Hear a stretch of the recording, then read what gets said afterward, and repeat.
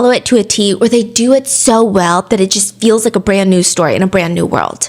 But ultimately, most books can be boiled down to the 3-act structure, which is how I'm going to boil down this case for you. Not because I think that this is reminiscent of a fictional storyline, but because somebody involved in today's case thought that their plan would play out like the movies. They even mention movies and fiction multiple times. Act 1 is the promise. You get thrown into the world and you don't really know what's going on. And the Krug family house sits in the middle of a residential neighborhood where all the neighbors are closely stationed nearby. Their houses are very close in proximity. The streets are smaller, the sidewalks are well maintained, people like to walk their pets outside. It's the neighborhood that a lot of the houses decorate for Christmas, and at night you have to close your blinds, otherwise the red and green, not so jolly anymore. They're gonna drive you crazy when you're trying to sleep, but not December of 2023. Something happens in the neighborhood. As the Christmas lights are going off, police are stationed behind "Do Not Cross" yellow tape. It's been like that for a while. Eventually, a neighbor stops the car in front of an officer and asks, "Are we safe?" We live in the neighborhood. Are we safe? Neighbors are asking, "Are we safe?" I mean, it's a good question, considering in one of the houses that looks just like the others on the outside, it's like a regular, nice family suburban home, there is one family that is preparing for something. That's what it feels like. They have a whole gun safe filled with weapons, and there's schedules to go learn and how to use these guns. They have family codes. These are not just shared between parents, but with the children. Orange means caution, near normal operations. Red, high alert, limit visitations. Like they're talking to each other. Today is code orange, or right now it's code red. Yeah, or like certain activities are orange, red, nuclear, and they wrote it down. Okay. Nuclear means lockdown, separate locations, active threat. I think it is a pretty good idea to teach kids about active threats and what to do in case of emergencies, but the level at which this particular family is preparing, it seems like there is an imminent threat that they know about, not just like a potential what if. The whole family has to know, and they have all these thorough, well thought out plans on how to keep everyone safe. On a separate piece of paper, it reads, needs gun training, add walking lights, add fence lights, add outdoor cameras, add front door security, protection orders in place, trim landscaping for visibility, add extra security system, replace sliding glass door with regular doors. What are they preparing for? And do the neighbors know? Like, are they all preparing for the same thing? Why are all the neighbors scared too? December 14th, there is a wellness check being done at the Krug house. The officer goes to the front door to knock, and there's someone there, just standing in front of the front door. A woman in a big puffer jacket. Outside or inside? Outside. And she looks a little startled. Oh, I'm their neighbor, and they called me. They're like, can you go see if she'll answer the door? So a neighbor was asked to check up on the residents of this house too. And she's like, you got it from here. She walks off. The officer starts knocking on the door. Nobody responds. He peers inside the window. I mean, the rest of the house and the property, it seems completely normal. Is there police cam footage of these? Yes. Okay. According to his official report later, he's looking through the front door window. Nothing is amiss. There's no coffee table that's been overturned, no broken glass. There's nothing. According to his official report later, quote, everything looked orderly, quiet. I gave the door a loud knock. He says that he thought whoever he's checking in on probably isn't even home right now, and he's about to drive off in the patrol car when he decides, I'm just gonna see if there's a car inside the garage to be extra thorough. The Krug family garage has those windows at the very top of the garage that let sunlight in, but they're so high up that you can't even really tippy-toe and see into them. So the officer walks back down to his car, and just when it seems like he's about to drive off, he drives his car right up to the garage, climbs on top of his car so that he can get up to a height to peer through the garage windows, and as he's balancing and peering through the window, he's shining a flashlight through, and according to the officer's police report, he says he very quickly sees a woman lying on the garage floor, and she is very clearly not moving. I got a female down. He says he quickly gathers the woman is very close to the steps that lead into the house. So she's not close to the garage door that slides up and down. She's close to the door that goes into the house. She has a winter coat on, the hood is pulled over her head, but her face is showing, so she's lying on her back, and she's really, really still. He immediately radios in 151, send medical, and 110, I need a forced entry. I got a female down in the garage. He runs to the front, kicks open the front door, books it to the garage. He's not even clearing the house. He doesn't know if somebody else is in the house. The first words to come out of his mouth when he opens that garage door is, holy shit, shit, holy shit. And it sounds like he's trying to calm himself down from the panic. Oh, shit. Holy shit.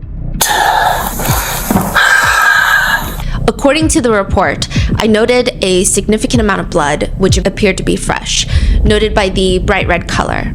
The blood is running down the wall, and the woman's head is about 2 feet away from the wall. So there seems to be some sort of blood splatter or a traumatic event enough that blood would end up on the wall. There's more blood underneath her head. According to the report, he says he very quickly sees that she's clearly not moving, and he gathers, okay, so she's close to the steps, and there's blood on the wall, there's blood on her. It seems like she probably might not be alive. This is a life-threatening, fatal amount of blood. He's calling for backup, he's calling for paramedics, he's administering CPR, and he's trying to gather as much information as possible. Initially, he realizes that there's trauma near her right temple, but because of all of the victim's hair, he can't make out what is causing the bleeding. He just knows that she's bleeding. It could have been a fall. Her neck is kind of slanted to the left. It could indicate a broken neck. It also could have been from a small caliber weapon, but he can't be sure. So if it was like not a small caliber weapon, it probably would have left a certain type of fragmentation to the head that he would have been able to quickly identify. So he's so unclear about what even caused this. All he knows is he's not picking up a pulse. He opens the big garage door that leads out into the driveway because he just got radioed in that paramedics are about to pull up. So he wants them to have direct access into the garage because every second is life or death. He opens the big garage doors, and instead of uniformed officers or medics, there's an older woman softly walking towards the opening of the door, and she catches him performing CPR. She catches a glimpse of someone laying on the garage floor covered in blood, and his report reads, "It appeared to me the woman was either a neighbor or a relative. She was visibly upset, clearly seeing me perform CPR. I quickly asked the woman to stay away from the garage, knowing other officers were coming into the area. I requested via radio that they contact this woman and escort her from the garage." Hello, ma'am. I need you to stay out, please. Next to you today, and interrupt this apparent relative that's on scene, please. It seems like she's freaking out. There's multiple angles of this, of the older woman walking up to the garage, but it seems like she takes a step back and then she wants to go forward, but then probably her logic is like, no, let the police officer do the medical help. You're not going to be helpful. So then she eventually walks down away from the garage door down the driveway. How old is this woman? I would say maybe 60s, 70s. Oh, wow. I mean, this is a family member who just walked in at the precise time that her loved one is on the floor, on the garage floor, covered in blood, and an officer is performing CPR. Does she see exactly who's down there? Yeah. And it's not an accident, and it's not a coincidence. All of this was planned. Even her showing up at that exact moment was planned by somebody else. She's escorted away from the garage, and all the backup officers arrive at the scene. Paramedics rush in, and they realize it's not a head wound that they're working with. I mean, she does have a head wound, but that's not the only thing. Under her thick winter coat, there's one mark, and she has been stabbed near the heart. Who would want someone in the Krug family dead? And does this have anything to do with the break-in that happened 82 days ago? Act 2 of a fictional story usually is the confrontation. It's the structured escalation. It's kind of the why. Why are we even talking about any of this? 35 days before the murder, there is a text message sent to Christelle Krug. Christelle is the mother of 3 and the wife of Daniel Krug. So 82 days before the murder, Daniel Krug calls the police and is like, hey, I just saw some guy break into our house, and I talked to my wife, and we realized the only thing stolen was our spare key. I saw someone, I think it was a guy, but it was so fast. Yeah. Blue jeans, gray shirt, run out, jump over my gate, and take off that way. Everything seems to be there. Okay. Except a spare key. The house key. Okay. 35 days before the murder, so this is after the break-in. Christelle Krug gets a text message. Saw you at dentist. I like clean teeth for my COCK. You got me so horny and slutty in my car, so I nutted on yours. See you soon. Christelle is like the dentist. How would anybody know that she's at the dentist? Christelle checks her car for a tracker or anything else, and there's nothing. I mean, she hasn't posted on social media. She's barely online these days. She values privacy over everything else since the stalking started. She took down all her personal photos, family photos. How would they even know that she's at the dentist? This is a stalker. Yeah. And this is not the first message? No. She's been getting messages all month long.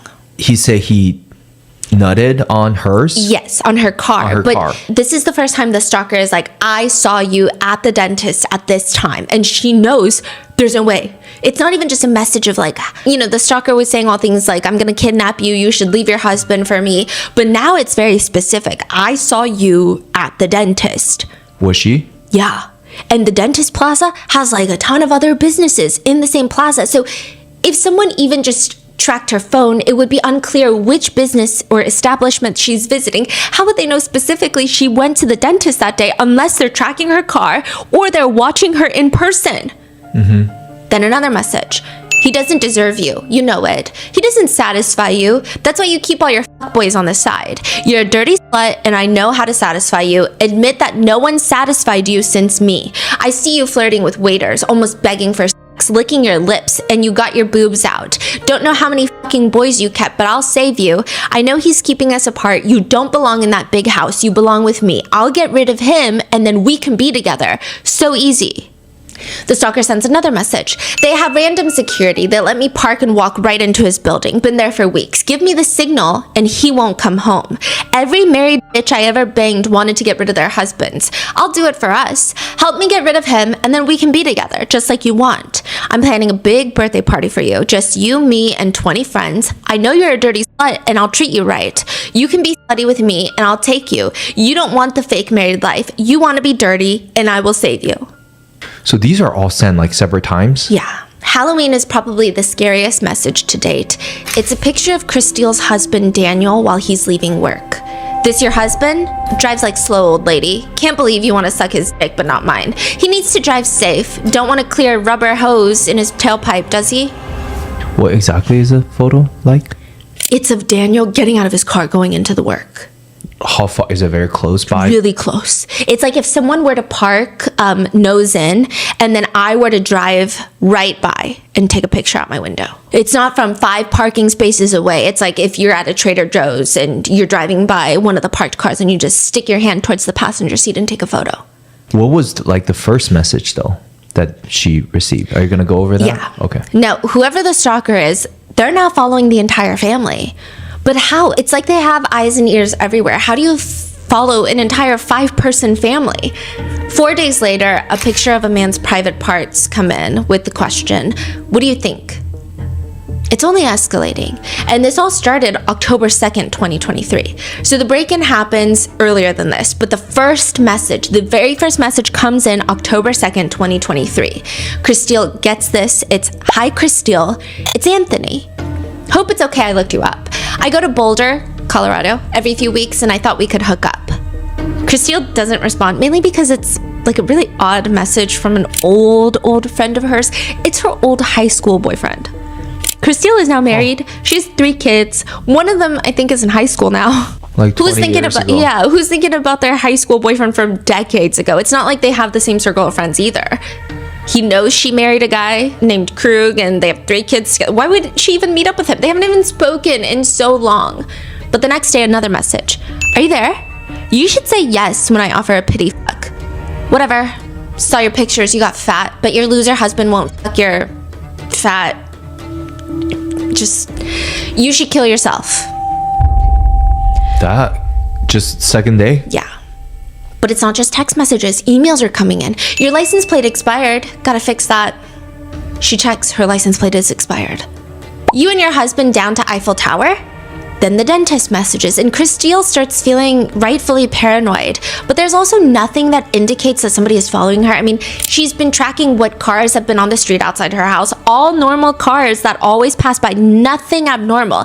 I would imagine that there's more than one exit out of the neighborhood, so if Christelle switches it up each time, then how would he even follow her out?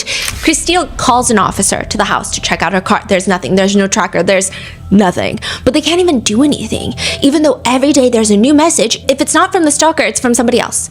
Like a text message from someone else, seemingly unrelated. Hi, saw your post on Ion Canto. Are you still looking for some men to join you?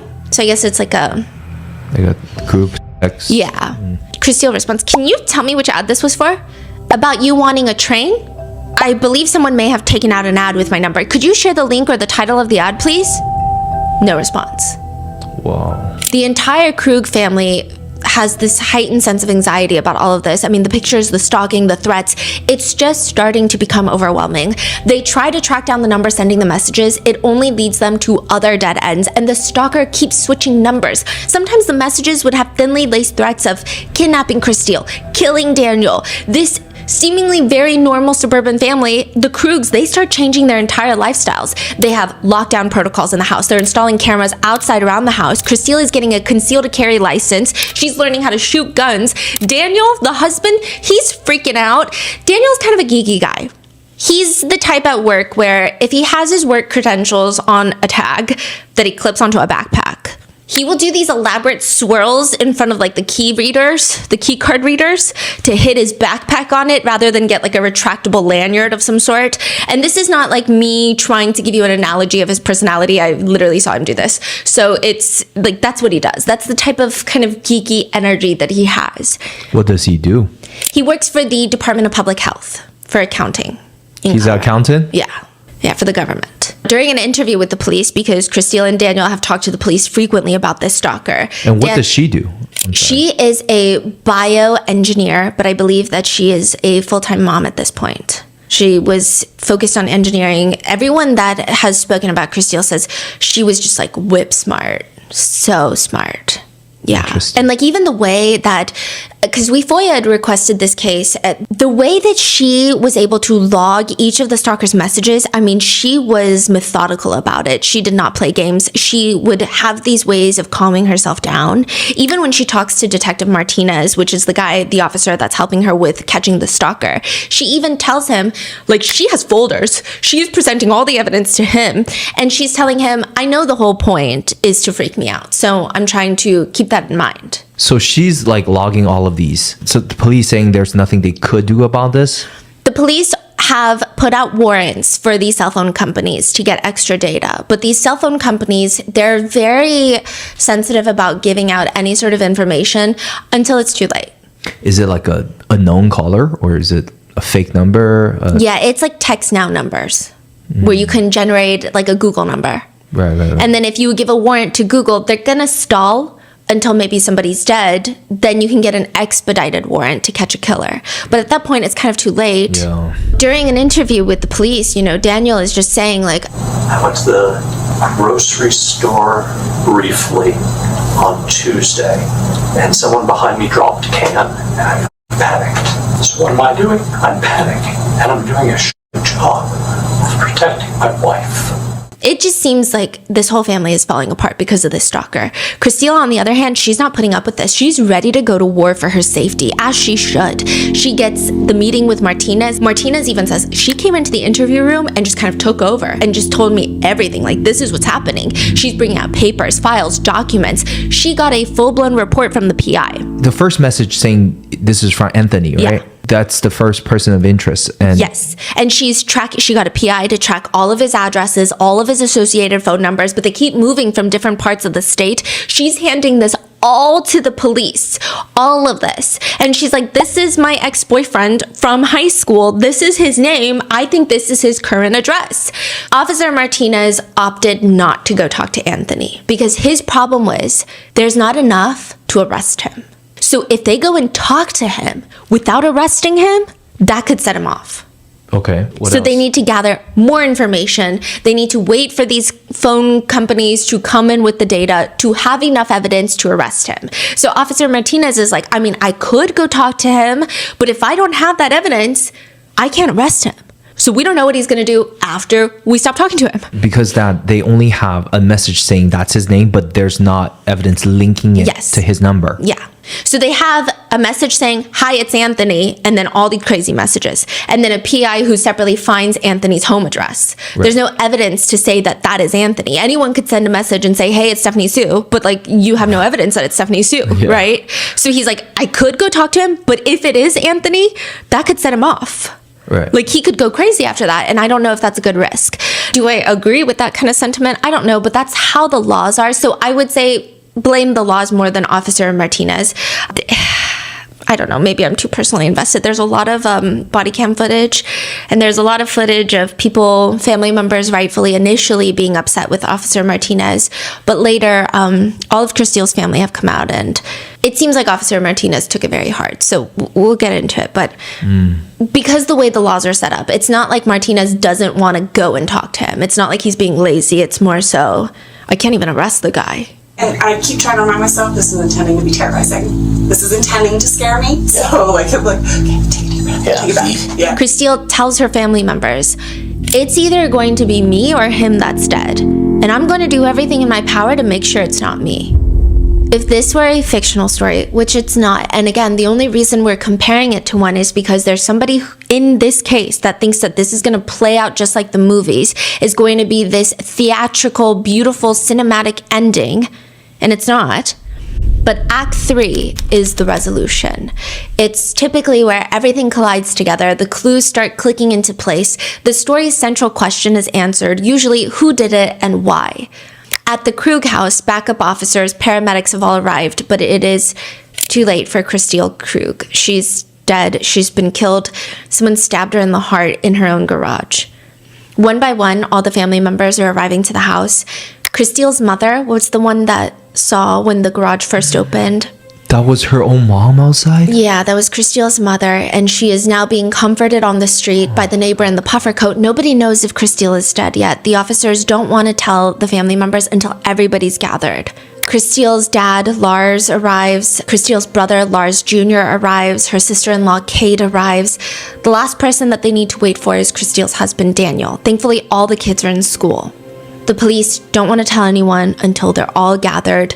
Daniel's the last to arrive, and he parks further away because there's cop cars all surrounding the house. He runs up to the cops. They're telling him, back up. Under no circumstances are you going into that garage right now. My house. Hey, stay back, stay back, stay back, stay back. This is my house. I understand. He freaks out. They tell him family's on the side. He books it to the family. Nobody's giving him information. Finally, an officer walks over and lets them know that she's gone. Daniel's on the ground, he's on his knees, he's sobbing. Even Christiel's mom is comforting him because there's just a lot of guilt coming in. Daniel is hyperventilating, saying things like, I didn't protect her, I was supposed to protect her. I was supposed to protect her. Christiel's autopsy states that she was attacked from behind with a blunt object, bludgeoned in the head, rolled over before being stabbed in the heart. All everyone knows is, unless the police catch this guy, Daniel Krug is probably next. And if this were a fictional story, if this played out like the movies, this is where the resolution would come in. They would all find the guy, Anthony, the guy that's texting and stalking Christiel. They would arrest him and all the questions would get answered. Anthony's a bad guy. He'll get what's coming to him. The story isn't happy at the end because how is it going to be happy? But you get to see Anthony rot in jail. But this is not like the movies or the books. I mean, this is real life. It never happens that way.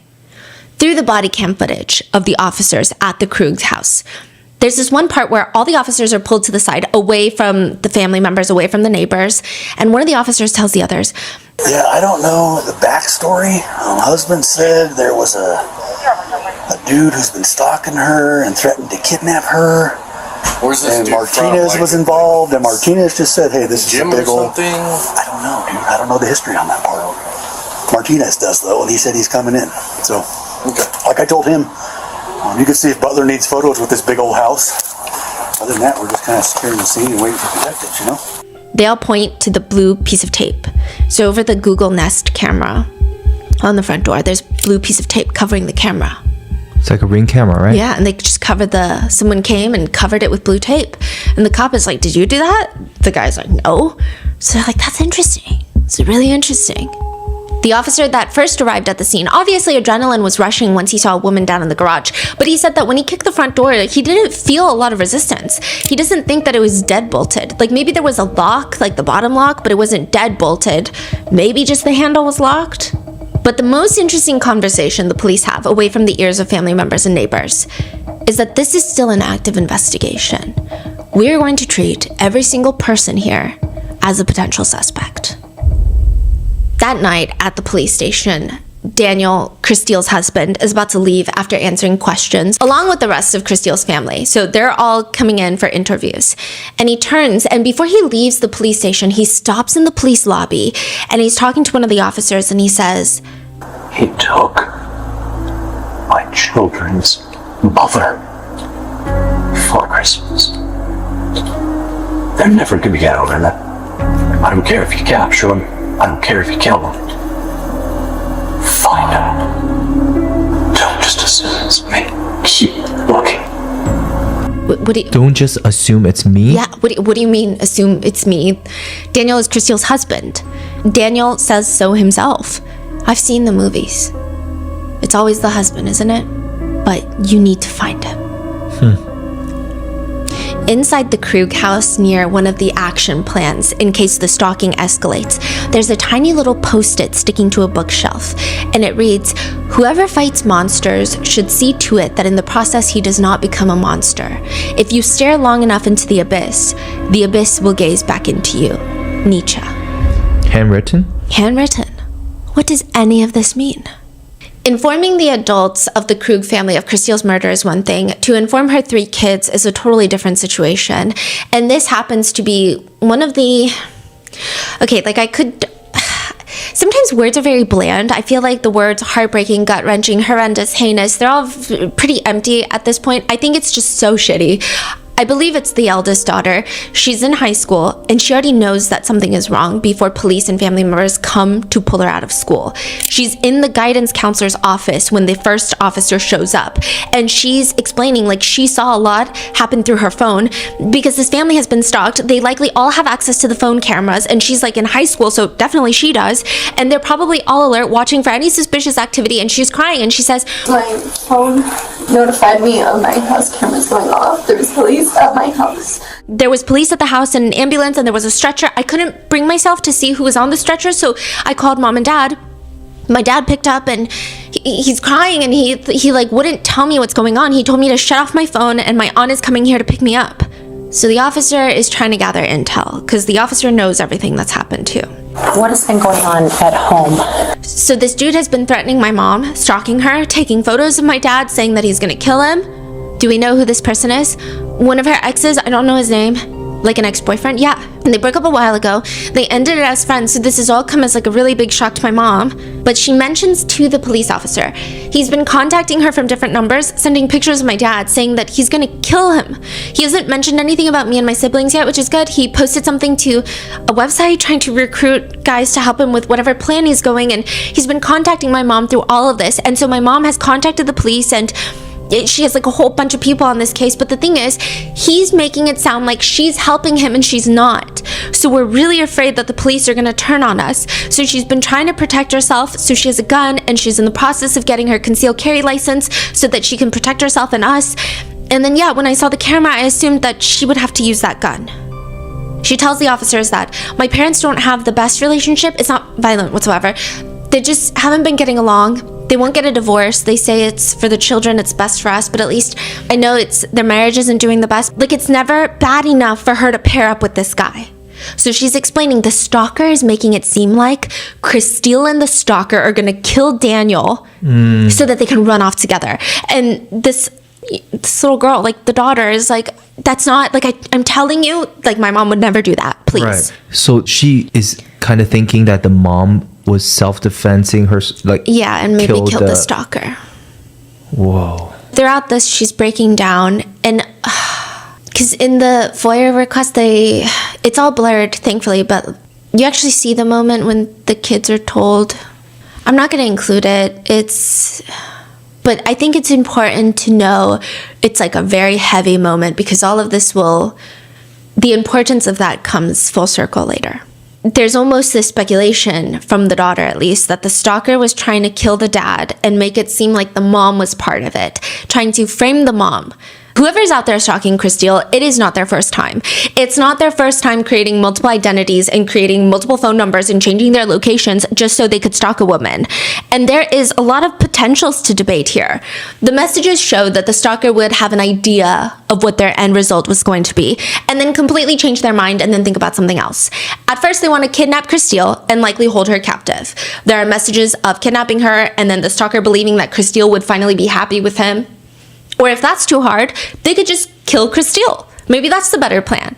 Or how about they kill Daniel, Christelle's husband, and frame Christelle for it? That way Christelle won't have anyone. She'll have to come to him, her stalker, right? A nationwide arrest warrant is put out for Anthony, the ex-boyfriend, the stalker. And while they're looking for him, a woman named Carrie is brought into the police station. She explains the same exact thing happened to her during her breakup. I mean, this was a long time ago, so this was when she was in college, so like 15 years ago. And she says, I broke up with him a couple months into my freshman year, and he was pretty emotional. I would say sort of desperation would maybe be the word I would use to describe him after the breakup. Of just kind of like, please don't do this, kind of crying, that sort of thing that I can recall. And then I started to get messages from his roommate. That person's name is Tom. And she starts getting these messages and quote, and I know Tom is real because they're roommates. If I called him, sometimes Tom would pick up the phone and they had like a joint phone in a joint room. She says that Tom would message her talking about how her ex wasn't doing well because of the breakup and maybe was gonna be injured. But then turns out Tom isn't Tom. I mean, Tom is real, but Carrie says Tom's messages were being sent by her ex-boyfriend to try and push her closer to her ex again. They're not from the real Tom. They're not from the real roommate. The stalker also created other identities to try and separate her and isolate her from her friends. It kind of ruined her entire college life. Ultimately, all the leads led back to a public library. Even though she and one of the officers that she was working with, I mean, they knew who it was the ex-boyfriend, they just didn't have enough evidence to get him. And so the police were like, okay, and your ex-boyfriend is Daniel Krug.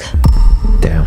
Like, what an idiot I feel like I was after all of this. Because, like you said, you can read through all this and go, well, duh, it's Dan, but when you're in it, you just become so, like, almost crazed by it. You don't know who it is or...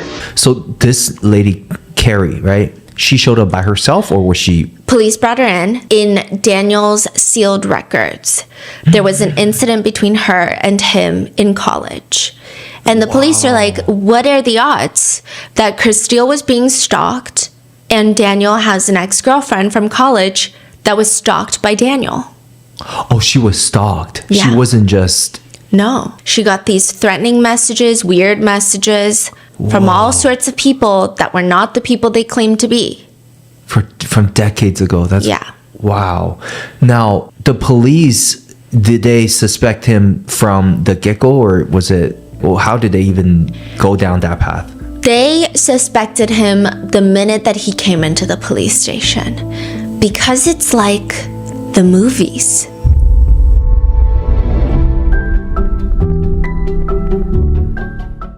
Have you ever waited for an item that you thought you bought online, but then it never comes? Every time a package was delivered, I would rip it open and then I'd be shocked. I'd be like, what? Why is this not here? To the point where I would go back to my email, try to figure out, hunt it down. Why hasn't it been shipped?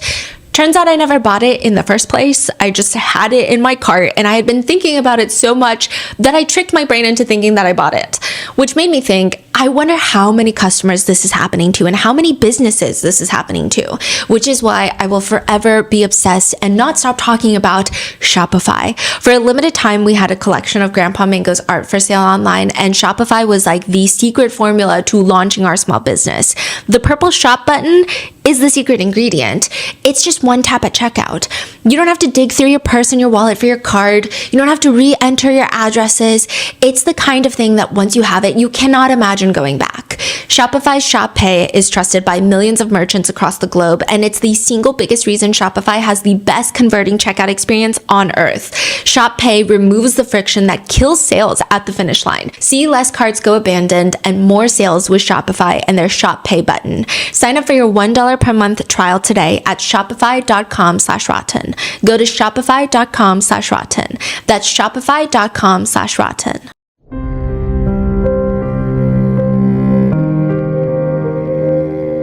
A few weeks back, a family friend was rear-ended. She kept hesitating about calling a lawyer because she didn't want to seem like she was making a big deal out of nothing. But here's the thing. If you've been injured in an accident, you should not let assumptions prevent you from going after fair compensation. Your recovery, your family stability, your ability to pay bills and move forward with your life matters so much more than maybe I'm being dramatic. Morgan & Morgan is the largest law firm in America, and they've successfully recovered over $30 billion for their clients. And when it really counts, they don't back down. Their team includes over 1,000 attorneys working across the country, giving them strength and resources to help you get your life back on track. Hiring the wrong firm can be disastrous, but hiring the right firm could substantially increase your settlement. If you've been hurt due to the negligence of someone else, you can check out Morgan & Morgan. Their fee is free unless they win. Just click the link in the description below or visit forthepeople.com/rotten. That's forthepeople.com/rotten or dial #law 529 from your phone. This is a paid advertisement.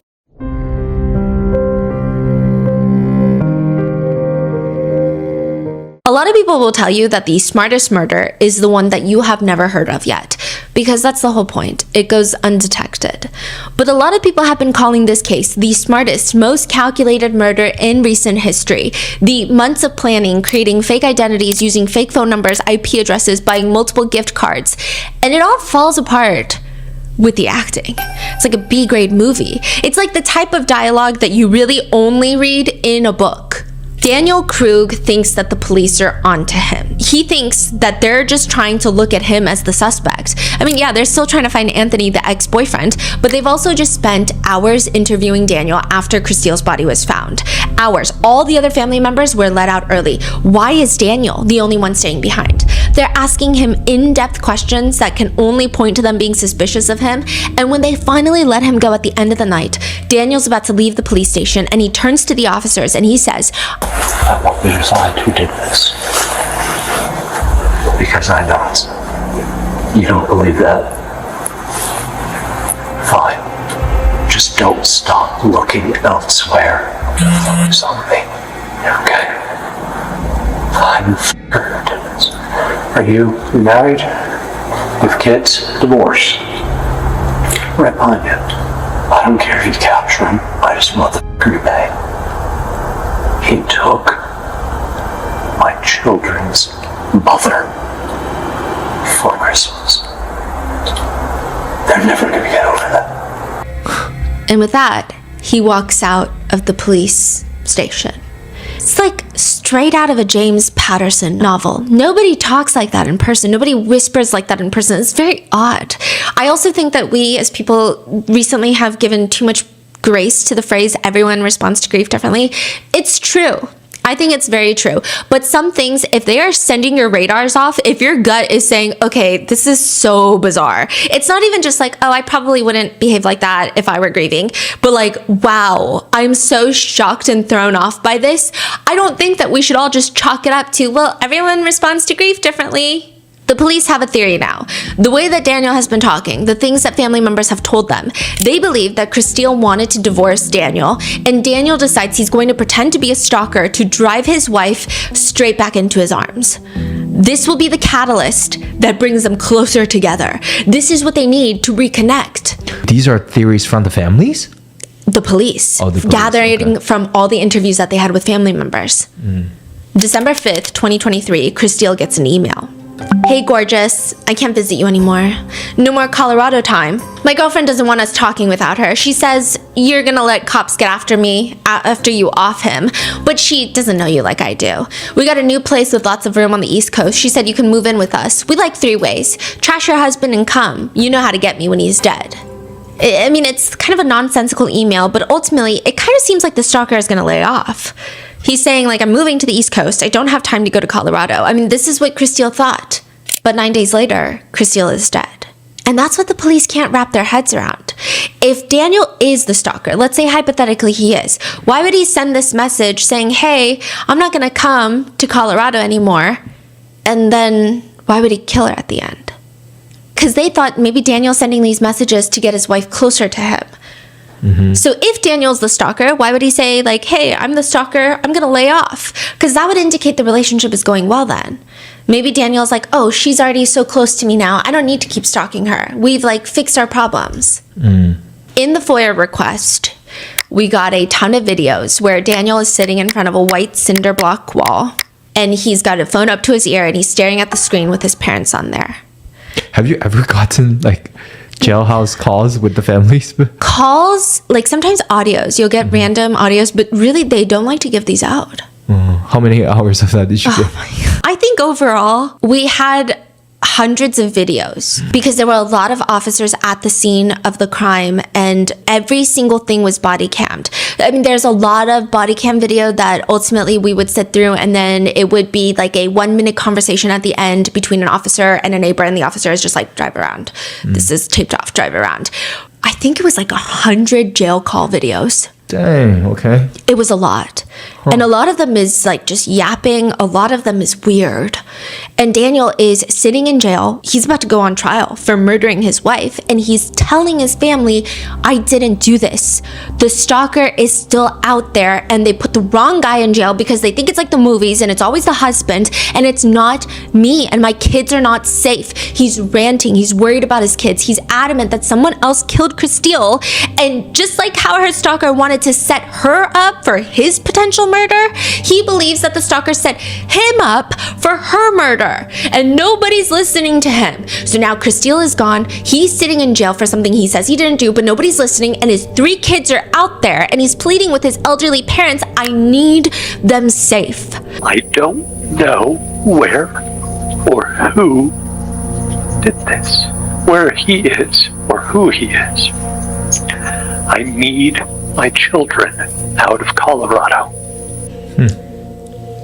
He's also concerned about Stockholm Syndrome. The kids are staying with family members on Christelle's side of the family, and he says, But now we're back to my original fear of Stockholm Syndrome. I do not know what she has been told. I do not know what she believes. I do not know if my children even want me anymore. Did he say Stockholm Syndrome or? Yeah. Like, what in what context? Like, they're gonna get Stockholm Syndrome with Christelle's side of the family and just believe whatever they're saying. And Christelle's side of the family thinks that he's the stalker, and he's like, no one believes me that I'm being set up. He's like, I'm probably sleeping like 16 hours a day because of the depression. I sleep, I read, I cry, and that's about it. And there's obviously frustration too. He says, I don't understand how you can put in a claim for wrongful arrest, wrongful imprisonment if you have to wait for everything to be settled. So he's like, I can't even file a claim for wrongful arrest until after the trial. We are in a digital and monitored age. They never produced a single photograph of me with phones. They never produced a single photograph of me buying anything. They never produced a single piece of hard evidence. Just identity theft. That's it. That's it. And we're in a world today where that's enough. DNA exoneration doesn't mean shit. Because someone can do things with a cell phone. Not a single photograph, not a single drop of blood, not a single scrap of DNA, not a single recording. Identity theft is all it takes to destroy somebody.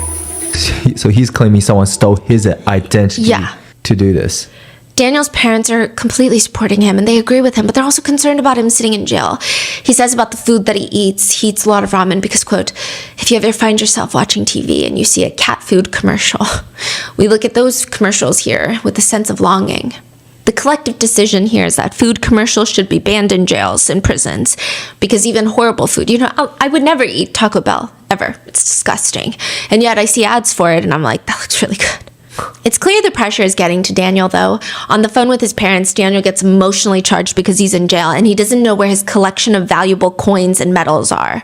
Apparently, Daniel's mom spoke with Christile's family about it and they didn't know it either, where it went, and Daniel explodes.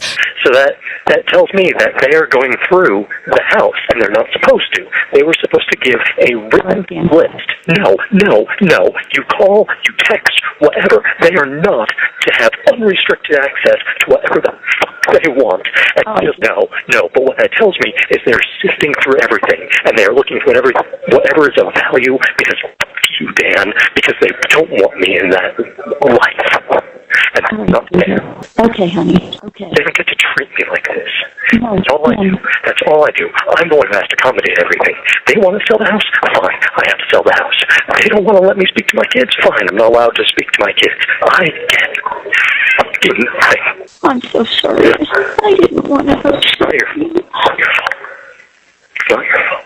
Sorry. I don't mean to make you cry. I just wanted you to hear my arms and hug you. And mom is like, I wish I could make it all go away, Danny. Wait, this is so weird. Yeah. Is this giving like a movie? Does he talk like a toddler or what's? He talks so weird. There's only like one person I can think of that talks like that. In a time, kind of like, huh? It doesn't even make sense why you're being so theatrical. Like, grief is one thing. Theatrical is kind of weird right now. Like, it's So just, he's like angry, but in a very theatrical way. yeah, it's like that. yeah, it's like no. Interesting. And he takes a lot of pauses at really weird moments. I mean, I talk pretty dramatic, and I think that I might be even more dramatic when my emotions are high. But the way he does it is not like a sense of dramatic franticness of like, I'm freaking out, so I'm gonna freak out. It's like very like pauses and almost like there's an audience. Maybe like he's trying to hold it back. But it doesn't feel Because like he that can't either. scream in there. Maybe he can't throw a tantrum in there, so he's like holding it down to. But that's alarming too. Yeah. Okay. How are the kids? Daniel's asking. They were fine. They look good. They're keeping busy. But he just keeps getting angry at the thought because he comes back to it again where he thinks Christile's family members are taking things of value from the house, and he says, And I want a complete list of absolutely everything, because if I find out they're parsing out things among different family members, I'm going to be pissed. Okay. I want people arrested for stealing things from my wife's estate. his mom assures him that she took the jewelry box in his closet with his cufflinks, and Daniel asks his mom, did you find Grandma's ring? No. And they stole it. Danny, please. It was with my cufflinks. And then I have to find out what pawn shop they're getting rid of all of my shit. That's so weird. What's going on? You have a lot more things to worry about right now. Listen, okay, so What, like, does he believe he's getting out tomorrow? Yeah, and okay, all of these, like when you FOIA request it, they just put like jail call. No, it wasn't even like jail call. It was like public release, and there's like a bunch of numbers because that's how they, log it in their format. And so every time I'd click one, I have no idea what I'm getting into. Sometimes it'd be like his mom being like, oh yeah, so the weather today, and we drove, and like we made a snowman. And then the next one, he's like, they fucking stole it. And I'm like, every single one was so vastly different from the next one. Like you could have no idea what was going to happen in the next jail call. And then sometimes he's so composed and he's like, don't worry, guys, we have to be strong. And he's making jokes about Taco Bell. His mom keeps reassuring him, they're not taking your stuff. They're not taking your stuff. I wouldn't be too surprised if the police are listening to this call, if they stole my fucking ring, just like they stole my credit card information. The police? That's what he claims. Okay. As the murder trial is nearing, it's Daniel's brother who decides to tell him the truth. Daniel's brother is in a lot of these calls, and he tells him support is dwindling. Okay? From the families? Yeah. Mom and Dad want to believe you very much. I want to believe you very much. We wish, we hope. And also, now there's not evidence that's been hidden, right? There's a lot that's come out. And as imaginative as I can be with finding explanations and ways to theorize how that, this or that could have been the reality, some of it is beyond even my creativity. Daniel doesn't really respond. And again later, on a private call just between Daniel and his brother, and now us and everyone else with a penchant for FOIA requesting cases, Daniel's brother tells him, I want to believe in you. And at the same time, I will be totally honest. I, from the beginning, have not really ever cared one way or the other. I do not want to see you where you are. I do not want to see you where you're going, regardless of the situation and how it arrived. I don't want you there, and I don't really care about guilt or culpability or anything like that. So he's basically saying, like, you're my brother through and through, and that's how I've been since day one. However, the situation got to where it got to. My concern now is your support is dwindling fast. The forensic stuff, the digital data is really tough for everybody to wrap their head around. Like I said, even I have to go through some fancy gymnastics to counter everything. It needs some story around where phones came from, where gift cards came from, whatever, whatever that may be. You don't have to tell me anything here. I realize that you can't say things on this line, so that's going to be how that is. But I figured I would tell you that. I'm not sure if you're going to get to talk to Mom and Dad again before they move you down into the purgatory spot, and then you're going to be there for a month. My main concern right now is Mom and Dad are on the brink of financial ruin and bankruptcy. They took out probably about 120 to 150K to pay legal fees, and none of that has been repaid to them. Daniel's brother keeps telling him, and the brother is like, you keep complaining and being emotional about things with the parents, and the parents don't have resources, and they become emotional because you're emotional, so they take out loans, and they're about to get bankrupt, and they're about to lose their car and lose everything. And he's like, things like taking the kids out of Colorado because they're not safe, that's gonna be $100,000 in legal fees that we don't have the money for, and it's not gonna work, so just drop it. Oh, I see. He's like, don't even talk to Mom and Dad about it, because they're going to want to pull out a loan. They're going to want to try and help you. But I'm telling you, it's never going to happen no matter how much money you throw at it.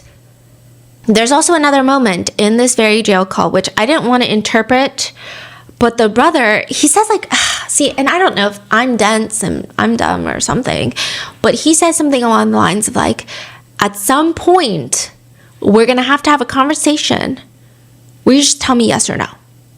And it was like so out of nowhere. And I'm like, are you going to ask him like a series of yes or no questions, right? Like, I don't know what that means. And then Daniel cuts in and he goes, yes. And then they hang up because the 17 minutes are over. Every call is like 17 minutes and 15 seconds. In the future, we may need to communicate, you and I.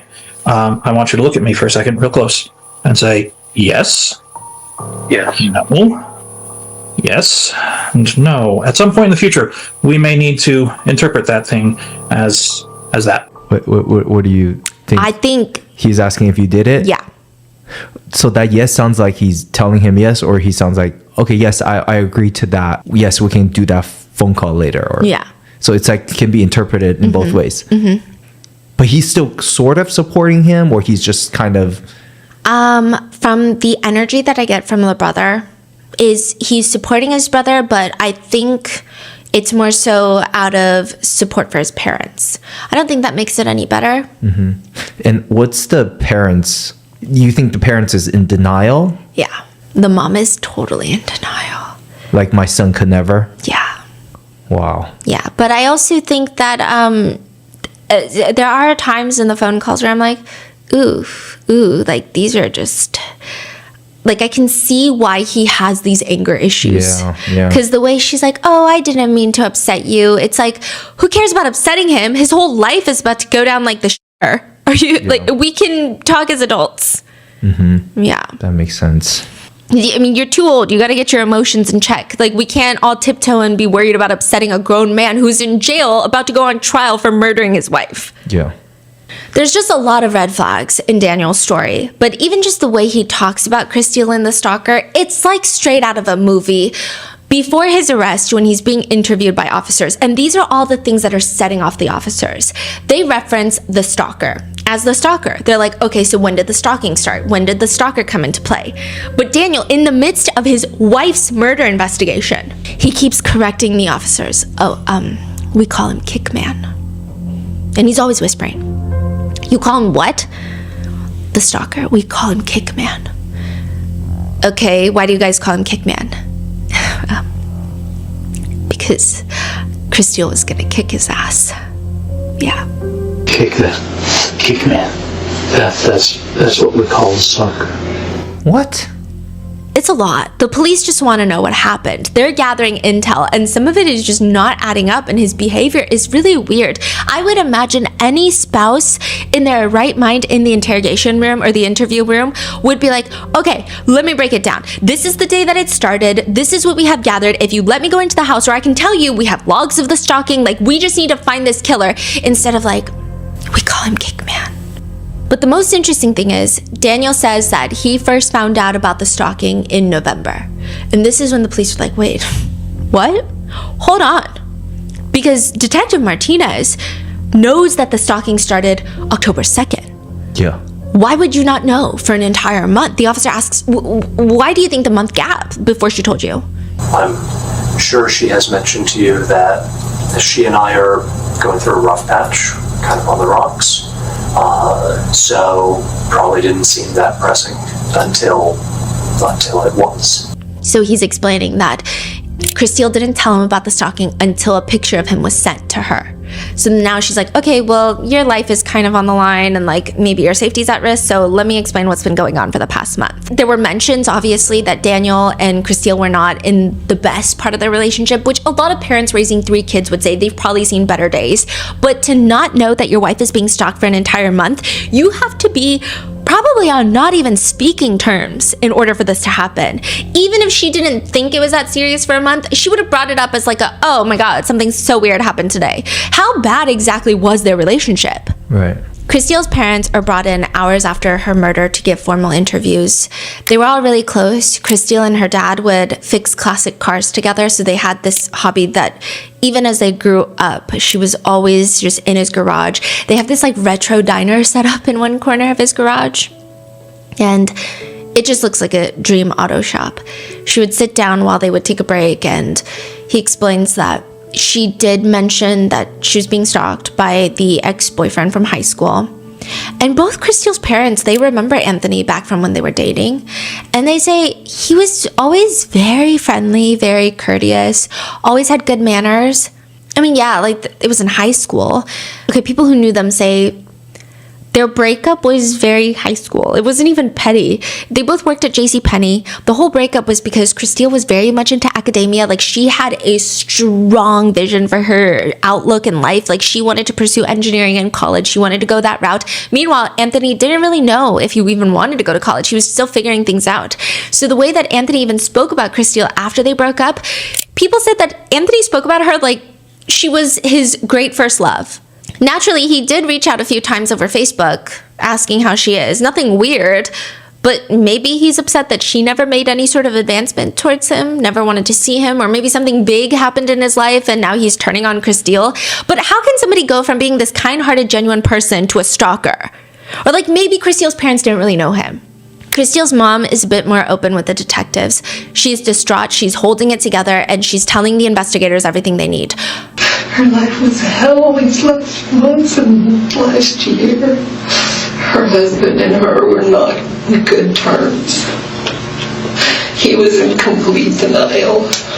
She'd tell me how he was.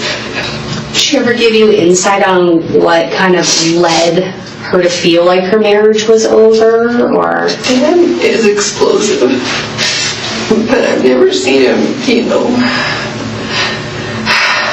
hurt her. He would hurt the kids, but some people think the corporal punishment is okay with kids. Like what, physical? Probably, yeah. Beating? She was worried about that. But she told me he was in denial, that she told him that this marriage was over, but she would stay until redacted graduated. Just in my gut, I can't shake this feeling. And what is that feeling telling you? I can't shake this question. Is he the one that's been doing this with Anthony? This is like the first interview. Yeah. The mom who witnessed her daughter's death, Yes. she was comforting him at the scene. And now she's saying that maybe they're working together. Yeah. And it's just like a bunch of small things. It's not like a big, aha, we caught you. Just like weird. Even at a recent family birthday party, Daniel is out by the window the whole time in case the stalker is surveilling them in the neighborhood. But something about it just feels performative. Wow. It doesn't feel really anxious. It doesn't feel like, okay, I'm so stressed. It just feels like, look at me being a protector. Christile's brother, he knows that the two of them, Christile and Daniel, had been separated, but still living together mainly for the kids. He has a different take. He tells the authorities, she was fully convinced that it was Anthony. My mom has always been suspicious, and I just don't know where that comes from. Can you elaborate on that? Suspicious how, or? My mom? Yeah. It's the difficulty finding Anthony. Why is it so hard to find Anthony? Why can't either, cell phone records or IP stuff? So my mom was very frustrated with the inability to locate one person who is so frequently contacting my sister. Why is that such a difficult thing to do? So my mom had that frustration, and so I think her mind starts to wander towards conspiracy type things, right? Of oh, maybe it's the husband, or maybe it's Dan, and I don't know. I don't see it there just because, I don't know, Dan just seems so incapable of doing something like that to me. Why do you say that? I don't know. I talked to him, and he was very concerned about getting his family together and talking about being vigilant but not paranoid. Other members of Christile's family were interviewed, and one of them says something very interesting. He says that he never liked Dan from the first moment that he met Dan. Who is this? It's I believe it's an uncle. And the officers are like, why? And he's like, there are two words I would describe. Slick politician. I don't trust a single thing he says. Yeah. Christile's sister-in-law, Kate, is asked by the officers if there was something about the stalker, anything that she thought was notable, and she says, I know that Christile was very concerned and worried about this guy, and I just always felt it was there was something weird about it, but I can't put my finger on it. I feel like she had said that it was this Anthony guy, that it seemed very different than past behavior in him, that he was never sexual in the past, and that these were very hyper things. And so I think even at one point she was questioning whether it was actually him. Daniel himself has told officers during his interview, I had her as a partner to protect the family, but it didn't feel like a partner who valued me. I told her I didn't want to die for someone who didn't care about me anymore. He said that he just wanted Christile to say, I do care about you, but she didn't, and he was really hurt. Officers are finally able to locate the high school ex-boyfriend, Anthony, and he's 8 hours away in a different state, at home, on his couch, drunk. The officers tell him, I'm going to ask you a couple of names and see if you recognize them, okay? Have you ever heard of the name Crystal Krug? She may have been Grimsrod when you knew her. Yeah. And do you know a Daniel Krug? No. No? How do you know Crystal? She was an ex-girlfriend. She's an ex-girlfriend?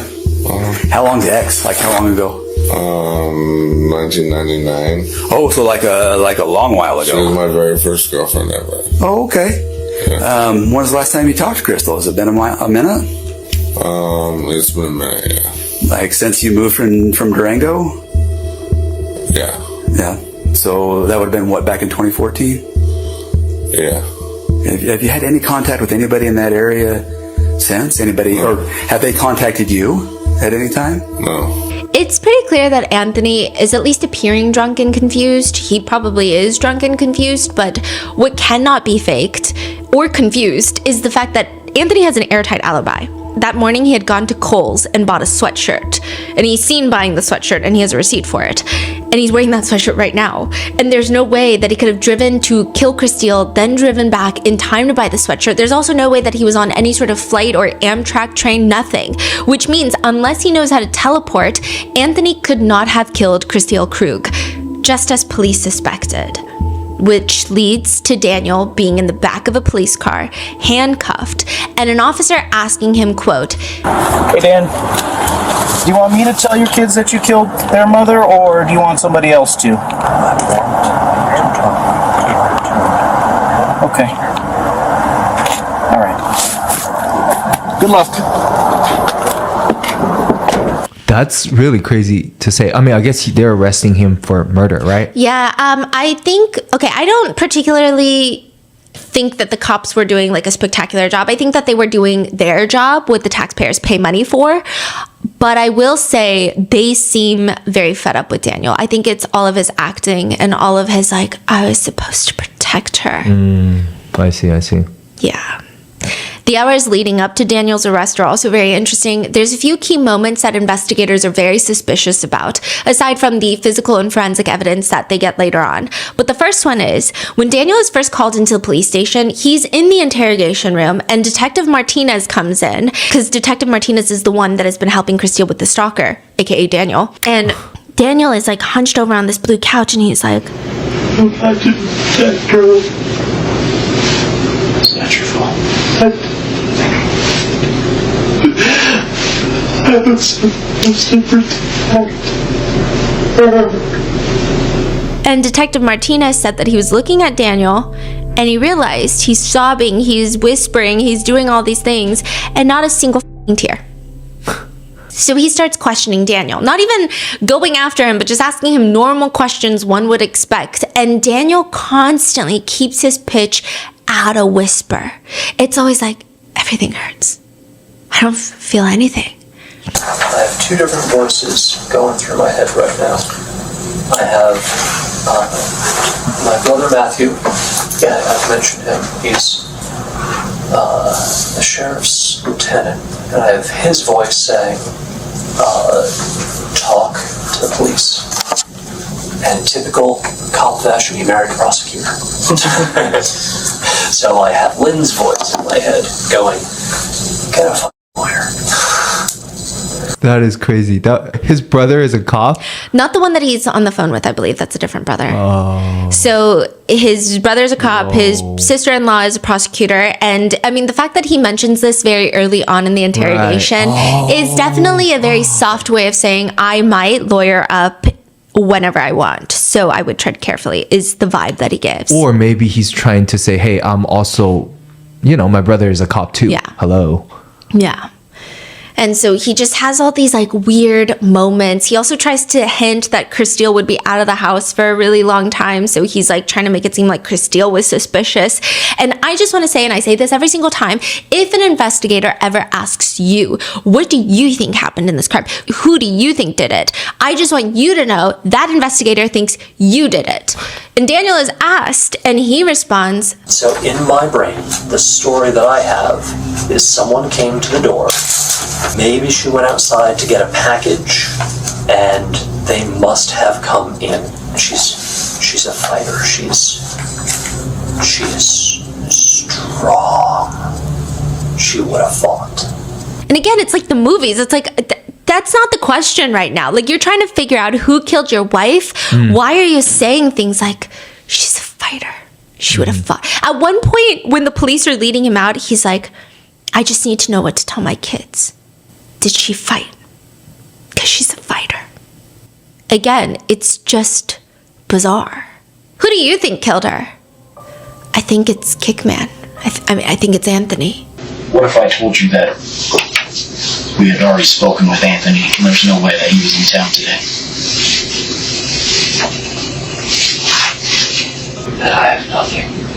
I'm terrified. bring my children home. What are you terrified of? If it wasn't him, though, was it? If you were watching these facts unfold in front of you in a movie, what would you say happened? There has to be someone else. How was his performance, I guess, when he first came to the scene or found out that the wife is killed? When he is in front of the house, that's the moment where I would say we can't really judge grief. I actually had like a whole thing about this while I was watching the footage because I was comparing and I was like, okay, I don't know who would have a harder time because he is much more distraught than Christelle's mother. And I was thinking, okay, does that make sense for the spouse to be? I guess it would. And I was having all these different thoughts in my head. I would say when he gets to the house, he's on his knees. He does keep saying things like, I should have protected her. I was supposed to protect her. I was supposed to protect her. Let them know. I think at that point, it's kind of believable. I don't know if that's how you would behave, but I think that's like when the applicable term of, well, everyone responds to grief and shock differently would apply. I see. So you're saying that it looked like in hindsight, it was very theatrical, right? Very in hindsight. Because then I was also trying to think, right? I think I am probably the most theatrical person that I know in terms of like, I am dramatic with my words and I like, and I laugh loudly and things. But I think when shit comes down, I would be very alert of like, okay, let me process this. I would jump into action. Yeah. So I thought it was weird that he was so on his knees and saying I should have protected, when it seems like the rest of the family are like, okay, what are we going to do? We got to figure things out. The kids, we got to worry about the kids. It's not just us. Like, obviously there's grief, but there's also 3 kids that we have to take care of, figure out their safety. Like so there's a lot. In contrast, you're saying that he is more in that like, oh my God, versus other people kind of had their shit together. Yeah, I think like in that moment, I would probably have my shit together and then fall apart later. Because it's like, okay, especially when you factor in the 3 kids. Yeah. But in hindsight though, now we know this is his choice of performance. Yes. Like he thinks this is the most believable reaction to give.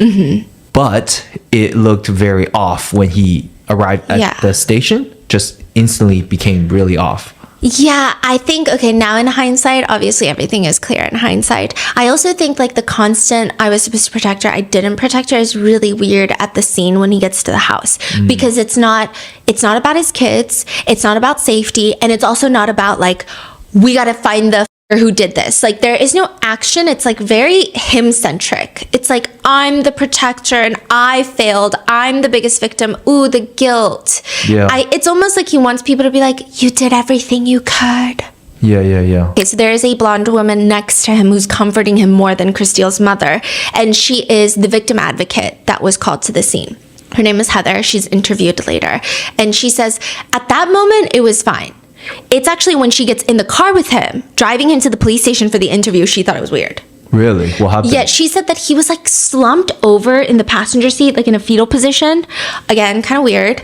Again, maybe it's just me being like, couldn't be me, but it's just weird. She said most people ask questions. Yeah. They're like, what do you know? What happened? Like, they're like a mess, but they're still trying to gather information. And maybe it's all over the place because they're a mess, but it's not just like, I'm so sad I couldn't protect her. It's like, what happened? Tell me what happened, right? Yeah. There's none of that. He's not asking questions. And then she just feels so weird about it. She said she has this gut feeling where at one point she was like, did you do something? Really? And then she is like, oh my God, I'm such a shitty person. She's like, what's wrong with me? Like, this is a man who just lost his wife and I'm over here, like, what am I doing? Like, I'm watching too much Dateline. Like, what's wrong with me? And she's like, okay, I gotta get it together. Wow. Like, this is not okay. I see. But she just had this like weird gut feeling where just like some things are off. And she probably been doing this, right? Yeah. Meeting a lot of victims and... Yeah. And he keeps trying to seem like really confused all the time. Like even when the cop is like, oh, can we see your phone to see the house cameras? It's like lots of like, oh, where did I put my, oh yeah, here's my phone.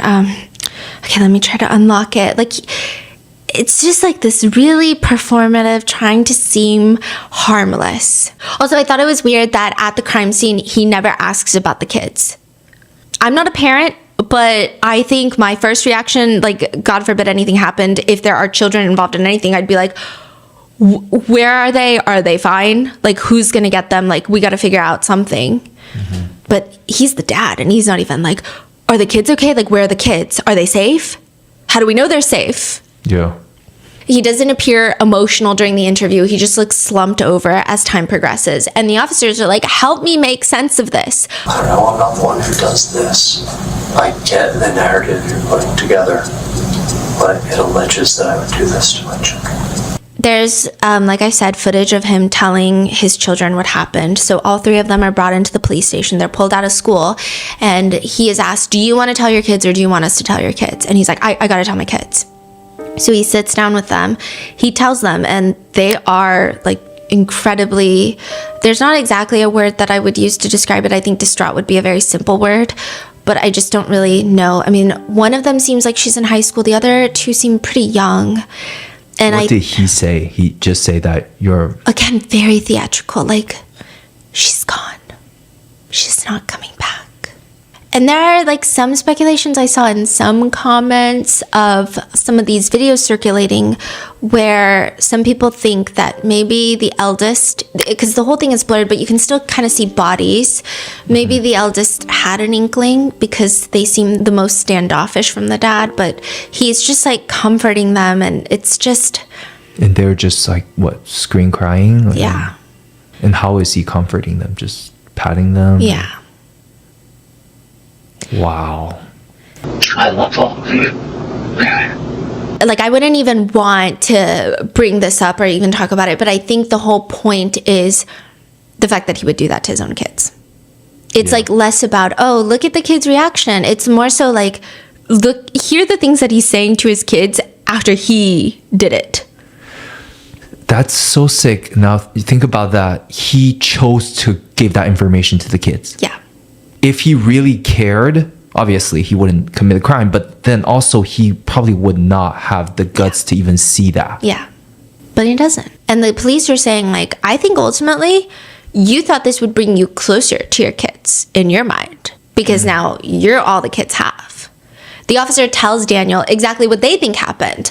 They think that Anthony has reached out in the past to Christelle, and maybe Daniel has gotten jealous, even though she has told him multiple times that she's married, and he backs off.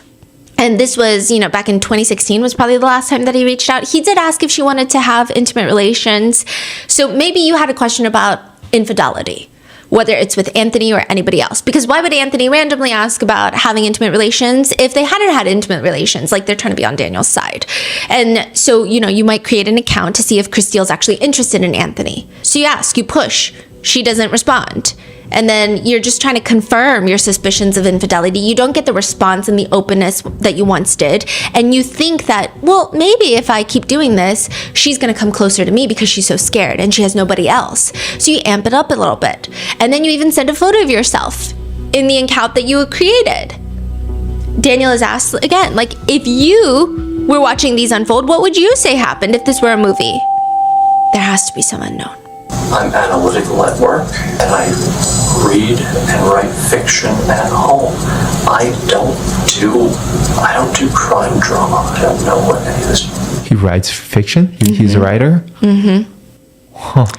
But for a month, Christelle doesn't tell Daniel what's happening, so he amps it up by sending that photo of himself. And that's when Christelle tells Daniel about the stalking that's been happening. And he keeps amping it up. Christelle is still over it. She's like, I don't want to be in this marriage anymore. I want to get a divorce. And the police wrote in their report, there's like a 700-page report that we come through, but Christelle told somebody in the family that she has a photo of bruising on one of the kids that she is going to use against Daniel in a custody case. And then she also told a friend that she confronted Daniel because she was starting to feel as if Daniel was the stalker. So the police believe that not only does she have some sort of evidence against him in the custody case, she's about to out him to everyone publicly, to their family members, maybe even to the police, that he is the stalker. He's going to lose everything. And so he kills her. The forensic evidence from the top. The Krug house has 4 cameras on the outside of the house. Doorbell camera, one on the side of the house, one that shows the driveway and the garage. And it's crazy, like this FOIA request, we got all of the footage from that. And we also got footage from like neighbors' cameras. There's a lot of footage. But multiple of the cameras were turned off for 2 hours that morning. And the only people that could turn it off manually are Daniel and Christelle.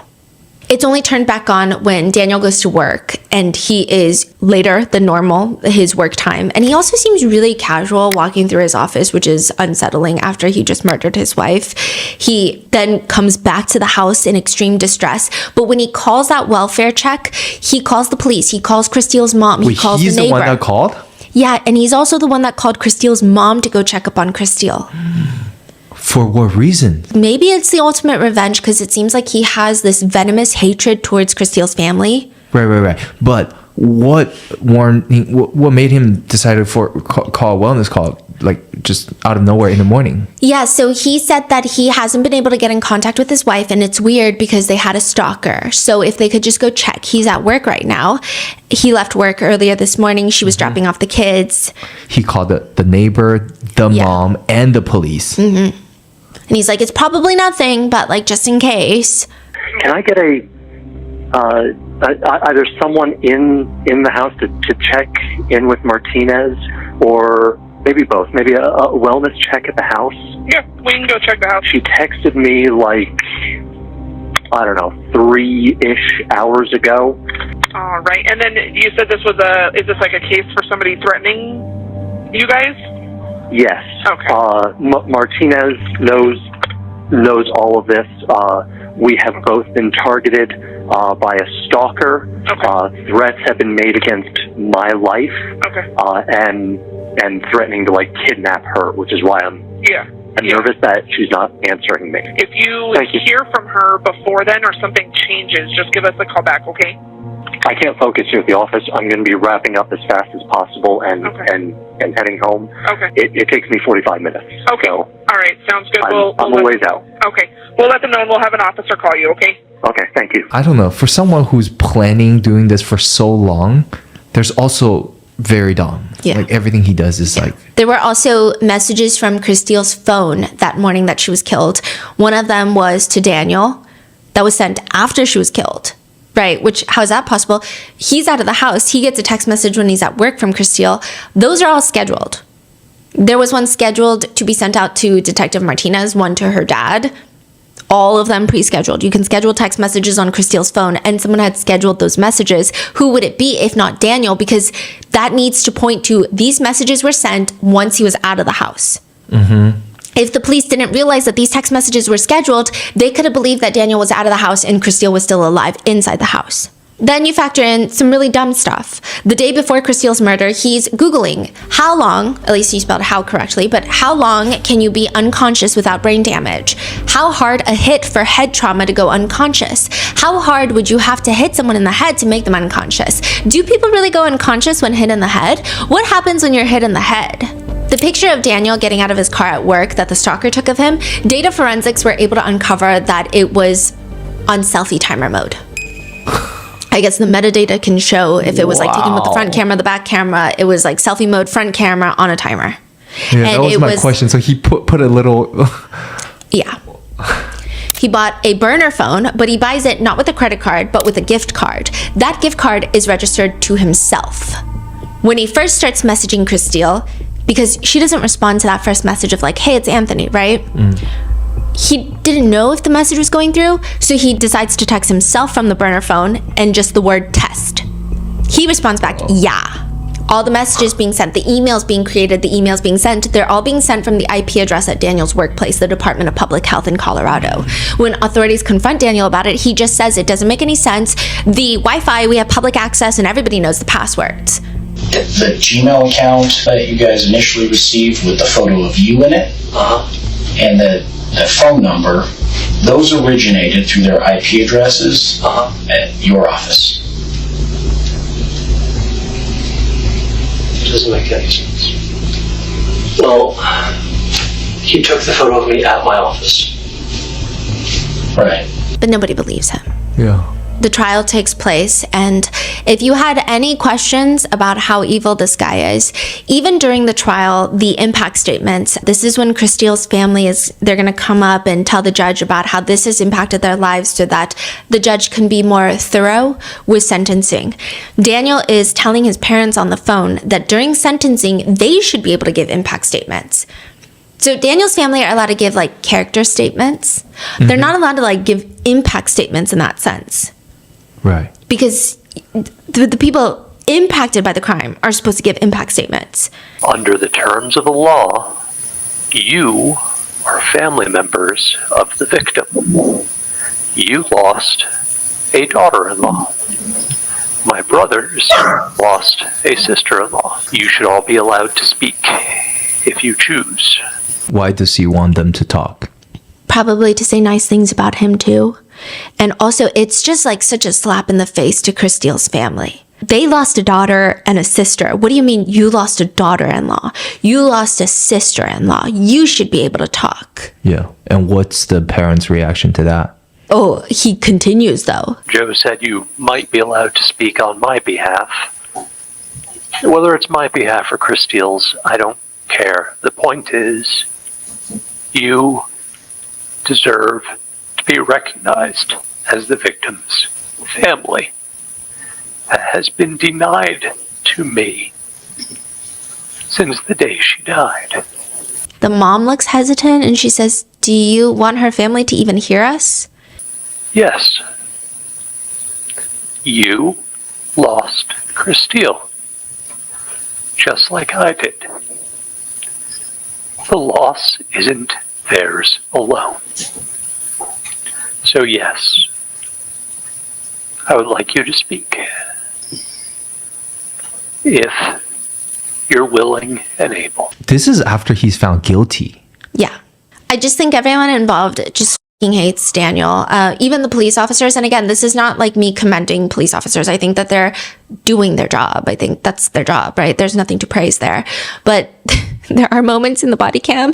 The arresting officers are searching through his car, and one of them is reading through his journal briefly, just to quote, make sure. Was he going to off himself or some shit? I gotta look. And he's like reading through the journal. And the other cop is like, is there a confession in there? No. And they're both disappointed. Off himself or something. Is there a confession in there?